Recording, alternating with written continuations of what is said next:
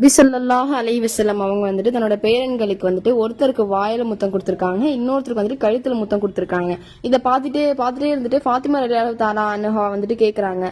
அது கேட்டதுக்கு வந்துட்டு நம்ம நபி முஹம்மது ஸல்லல்லாஹு அலைஹி வஸல்லம் அவங்க என்ன சொல்றாங்க அப்படின்னா, என்னோட பேரன்கள்ல ஒருத்தவங்க வந்துட்டு விஷம் அருந்தி வந்துட்டு மவுத்தாக போறாங்க, இன்னொருத்தர் வந்துட்டு போர்ல வந்துட்டு ஷஹீத் ஆவாங்க அப்படின்னு சொன்னாங்களாம். இதை கேட்டு ஃபாத்திமா அவங்க வந்துட்டு அல்லாஹு தாலா உங்களுக்குன்னு ஒரு சிறப்பான துவாவை கொடுத்துருக்கானே, அதை வச்சு உங்களுடைய பேரன்களை வந்துட்டு காப்பாத்துங்க அப்படின்னு சொன்னப்போ, அதை நான் என் பேரன்களுக்கு கொடுத்துட்டேன்னா என்னோட உம்மத்துக்காக நான் எதை கொடுப்பேன் அப்படின்னு சொல்லி கேட்டாங்க. சுபஹான் அல்லா, அந்த அளவுக்கு நம்ம ரசூல்லா நம்ம மேல பாசம் வச்சிருக்காங்க. ஆனா நம்ம என்ன பண்றோம், நிறைய விஷயங்கள்ல துன்யால நம்ம மாத்திக்கிட்டு வரோம். அஸ்தாக்ஃபிருல்லா அஸ்தாக்ஃபிருல்லா அஸ்தாக்ஃபிருல்லா. கடமையாக்கப்பட்டதை தொழுகையும் சரி, நோம்பும் சரி, ஜக்காத்து எல்லாமே கடமையாக்கப்பட்டதை வந்துட்டு தயவு செஞ்சு செய்யுங்க. ஏன்னா நாளைக்கு அல்லாஹ் தாலா கேட்கிறப்போ நமக்கு யாரும் வந்து நிக்க மாட்டாங்க சிபாரி செய்ய, முஹம்மது நபி ரசூல் ஸல்லல்லாஹு அலைஹி வஸல்லம் அவர்களை தவிர. அஸ்ஸலாமு அலைக்கும் வரஹ்மத்துல்லாஹி வபரகாத்துஹு.